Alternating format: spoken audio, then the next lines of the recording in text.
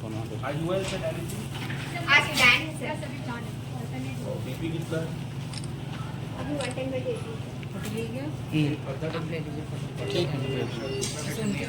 ये हाथ में दर्द तो नहीं है ना बाबा? थोड़ा सांस लीजिए गहरी गहरी।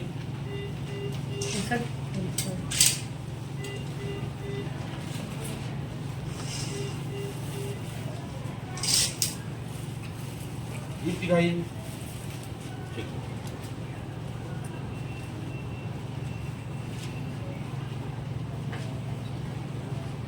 उंगली थोड़ी थोड़ी ऐसे ऐसे चला सकते हो, बाकी कंधा ऐसे ज्यादा नहीं हिलाना, ठीक है ना? इधर पे दर्द तो नहीं है इस समय? क्या हुआ था सर? ये जो है हमारे पास है 18 तारीख को, राजनांदगांव के है ना रहने वाले। तो इनका जो प्रॉब्लम ये था कि ये इनको चक्कर आ गया था। चक्कर आने के बाद इन्होंने वहाँ राजनांदगांव में, उसके पहले कुछ विशेष प्रॉब्लम इनको कभी नहीं रही। तो जब चक्कर आया था तो वहाँ राजनांदगांव में लोकल डॉक्टर को दिखाया था, तो धड़कन बहुत कम पाई गई थी, केवल 36, जो हार्ट की धड़कन है वो 36 हो गई थी।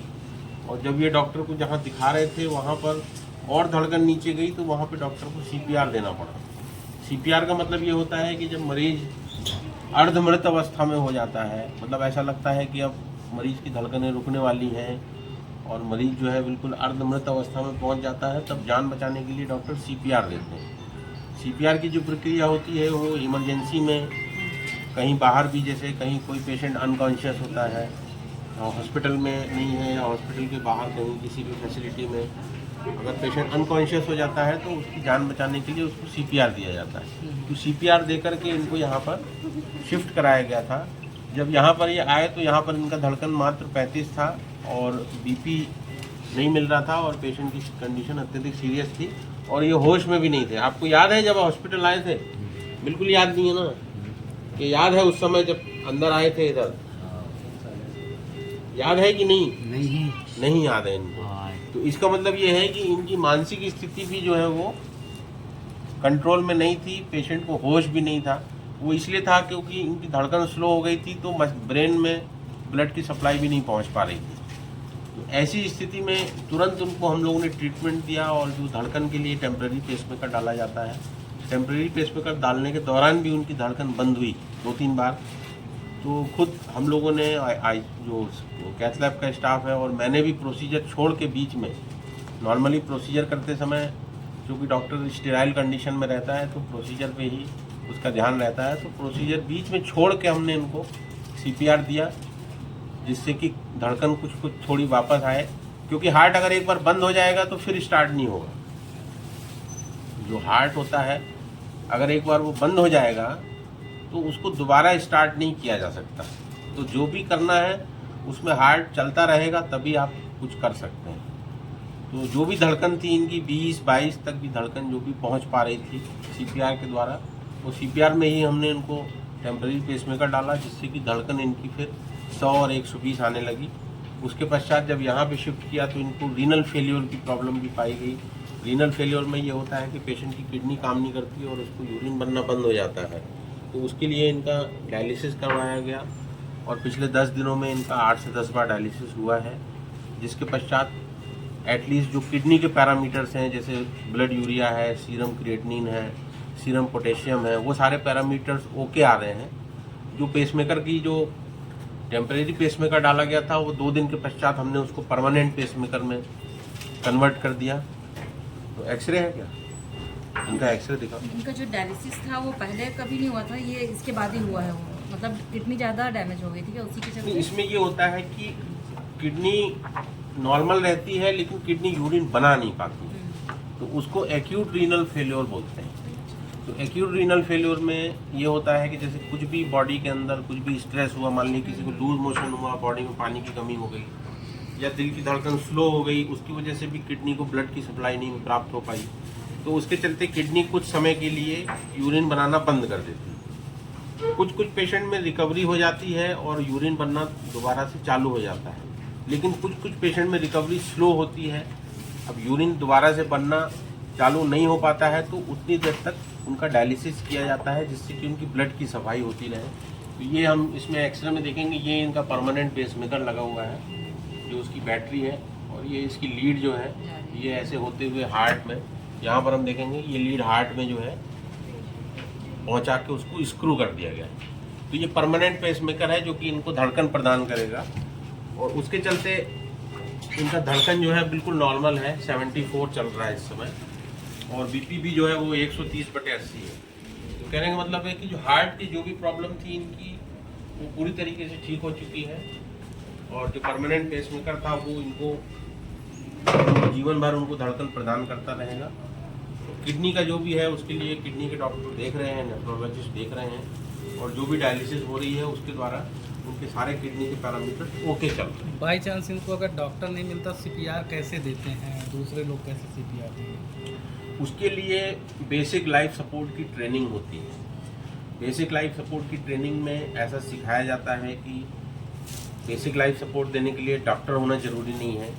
कोई भी व्यक्ति, चाहे वो गार्ड हो, चाहे वो पुलिस में हो या आर्मी के जवान हो या इवन मॉल में जो लोग काम कर रहे हैं, उन लोगों की भी इसकी ट्रेनिंग दी जाती है। इस ट्रेनिंग के द्वारा लोगों में ये अवेयरनेस फैलाई जाती है कि यदि किसी भी पेशेंट को कार्डियक अरेस्ट आता है एयरपोर्ट में या मॉल के अंदर या मार्केट के अंदर या आर्मी के किसी भी एरिया में, तो उनको तुरंत सीपीआर दे करके कैसे उनको रिवाइव किया जा सके और उसके बाद उनको तुरंत किसी भी हॉस्पिटल में तुरंत शिफ्ट किया जा सके। क्योंकि अगर हम पेशेंट को सिर्फ सीपीआर दे के वहीं पर रखेंगे तो पेशेंट ठीक नहीं होगा।